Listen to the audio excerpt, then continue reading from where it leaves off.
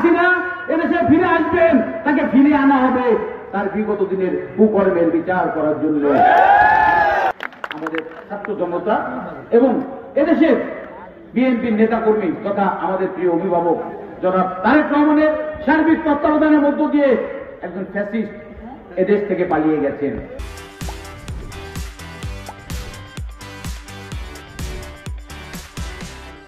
কোন ফ্যাসিস্ট বিশ্ব রাজনীতির ইতিহাসে এরকম কোন নজির নেই।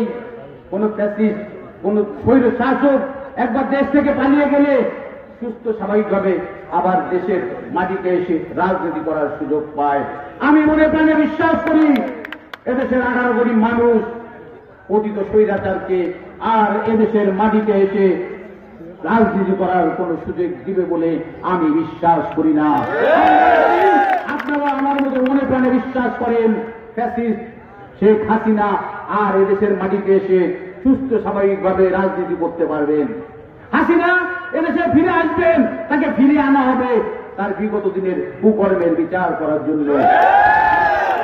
এদেশের হাজার হাজার নেতাকর্মী, বিএনপি নেতাকর্মীকে গুম খুম করেছেন তার বিচার করার জন্য, তাকে ফিরে আনা হবে। গত 5ই আগস্টের আগ পর্যন্ত এদেশের 2000 ছাত্র জনতাকে নির্মমভাবে হত্যা করা হয়েছে, সেই হত্যার বিচার করার জন্য তাকে ফিরিয়ে আনা হবে। বন্ধুরা আমার, আজকে আমাদের এই প্রিয় বাংলাদেশ থেকে টুকরা করে দিয়ে গেছে অর্থনৈতিকভাবে, সামাজিকভাবে, রাজনৈতিকভাবে এমন কোন সেক্টর নাই যেটা শেখ হাসিনা, খুনি হাসিনা নষ্ট করে দিয়ে গেছেন, আমাদেরকে পঙ্গু করে দিয়ে গেছেন। বন্ধুরা আমার, আমি মনে করি বর্তমানে যে সংস্কার শুরু হয়েছে, এই সংস্কারের প্রবর্তক, এই সংস্কারের রূপকার, এই সংস্কারের জন্ম দিয়েছেন শহীদ রাষ্ট্রপতি জিয়াউর রহমান।